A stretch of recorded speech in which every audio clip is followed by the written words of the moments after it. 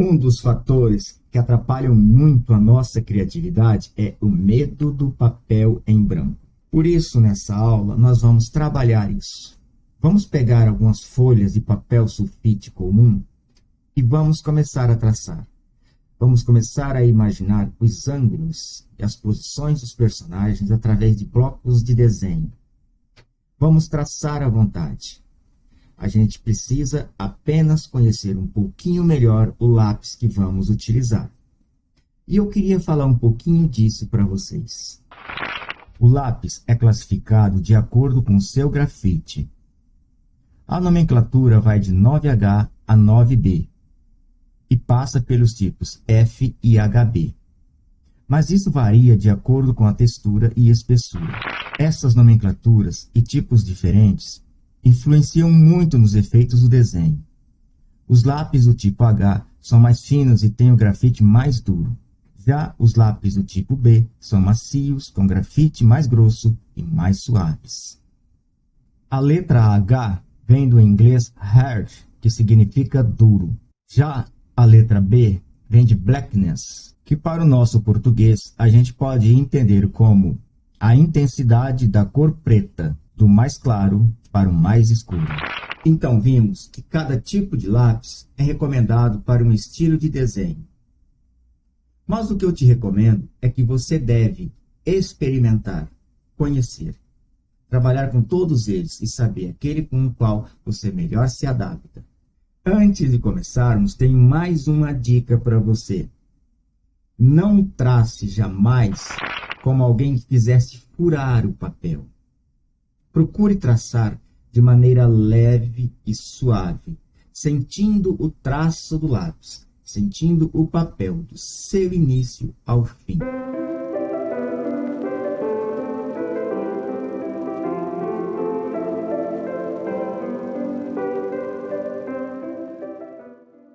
Muito bem, temos aqui o documento aberto. Esse é um documento A3, com a largura de 29,7 e a altura de 42 centímetros. Se você preferir, você pode se utilizar de um papel comum. Não se esqueça que se você for utilizar tinta tipo aguada para colorir ao final o seu trabalho, você vai precisar escolher um papel de uma boa gramatura. E com isso não venha a enrugar, fazendo com que prejudique todo o seu trabalho. Alguns desenhistas normalmente se utilizam de um papel um pouco maior ao desenhar, para que quando for impresso em gráfica, haja uma redução. E essa redução tende a minimizar alguns problemas no traço, alguns defeitos no traço, alguns traços que não se completam ou alguma coisa nesse sentido. Tendo em mãos, então, o papel, nós vamos imaginar o texto que a gente leu aqui dentro. Então vamos lá.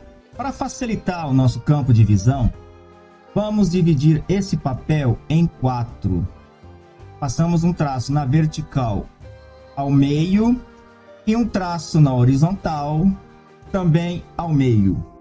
O texto nos fala de 3 personagens. O pescador, o primeiro peixe, que segura a linha enganando o pescador, e o segundo peixe, que na margem do rio tenta roubar, com a utilização do anzol, as minhocas do pescador. A primeira cena que veio em minha mente quando eu li o texto foi esse ponto de vista, colocando o pescador neste segundo quadrado superior. Não se esqueça, nesse momento estamos apenas estudando os blocos do desenho, onde queremos colocar os desenhos. Portanto, não precisa se preocupar com detalhes, com posição, com anatomia, com expressões, nada. Apenas faremos os nossos blocos, tá certo? Veja bem, aqui criamos o bloco do pescador, né? Esse seria o braço dele. Aqui a posição que ele estaria ocupando depois a gente define, né? E aqui seria a vara, certo? Temos aqui o desenho da vara e da linha. E aqui atrás, aqui embaixo, então, o nosso peixe.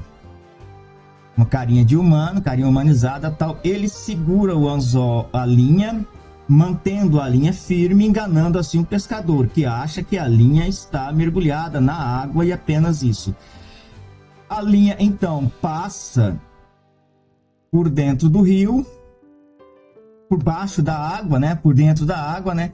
Onde na margem outro peixe segura a linha com o anzol, tentando roubar, pescar, vamos dizer assim, a minhoca, a latinha de minhoca do pescador. Temos aqui então construído os blocos partindo desse ângulo de visão: a margem do rio, o tronco, o pescador. O texto cita o pescador, a margem do rio, os peixes, o tronco, mas não cita o cenário. Mas por quê? Logicamente, se o pescador está pescando à margem de um rio, ele está numa floresta, né? A primeira ideia que vem na nossa mente é que está em uma floresta. Então, aqui ao fundo, a gente marca, por exemplo, a linha do horizonte e criamos florestas atrás. Podemos ali atrás, certo? Criar uma árvore e a floresta atrás. Veja bem, criamos então esse ponto de vista. Ponto de vista é o ponto de onde você está vendo a cena. Imagine você sendo um fotógrafo. Você estaria vendo a cena deste ponto aqui de onde desenhamos. Este seria o primeiro estudo de posicionamento do desenho. Os elementos citados no texto, tudo o que aparece em nossa ilustração. Combinado? O segundo peixe, o primeiro peixe, as pedras que servem de esconderijo para o peixe, a vara de pescar, o pescador sentado no tronco, tá certo? O barranco do rio e aqui a água. Veja que imaginamos essa cena. Essa foi, portanto, a primeira imagem que veio à minha mente. Foi a primeira imagem que veio à sua? Não tem problema, construiremos outras imagens de outros ângulos.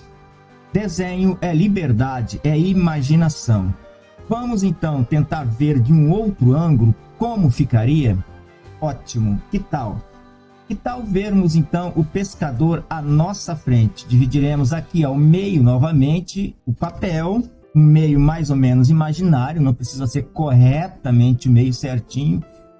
E vamos então colocar o pescador à nossa frente. Vamos construir o bloco do nosso pescador. Vamos lá? Temos aqui a cabeça, temos aqui aquilo que seria o corpo do pescador. Criamos aqui a perna, não tem necessidade, como eu já disse, de sair algo tão caprichado, porque nós estamos estudando o ponto de vista de nossa ilustração. É lembrar, você já viu uma pessoa pescando? Talvez você nunca tenha visto uma pessoa pescando, mas sabe como é uma pessoa sentada em um tronco segurando uma vara de pescar. Com toda certeza você pode imaginar. Não gostei da posição dessa vara de pescar aqui, então a gente pode trazer ela mais para cá, ó. Veja bem, né? Ela pode ficar com a ponta mais para cá, mais para cima, porque aqui nesse ponto a vara estaria bem em perspectiva. A gente estaria vendo a ponta dela bem à frente do cabo dela que está à mão do pescador. Porém, isso não é uma preocupação para a gente agora. Certo? Então, vamos lá. Vemos aqui a margem do nosso rio, né? Vamos lá. Imaginamos a margem do rio aqui, certo? Atravessando toda a extensão do papel, né? Aqui está uma das personagens do nosso texto, né, que é a lata de minhoca, né? A lata de minhoca é o bem de disputa entre os peixes, né, e o pescador. Aqui mais uma personagem, né, que são as pedras, né, que estariam escondendo o peixinho malandro aqui do lado. Desenhamos aqui então o peixinho, carinha cadeira aqui, né, servindo de mão, né? Ele usa a nadadeira para segurar a linha, assim como nós usamos nossas mãos. Beleza?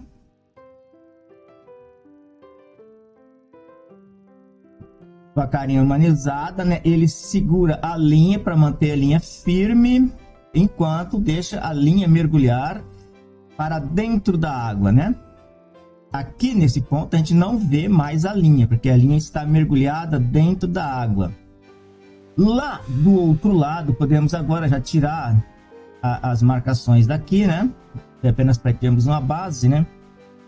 Está o outro peixe, né? O colega de malandragem do nosso peixinho aqui, né? Carinha de malandro, né? Ele tenta com o anzol. A gente faz um movimento nele aqui. Fisgar as minhoquinhas. Não precisamos nos preocupar com as minhocas agora, porque estamos apenas construindo blocos, né?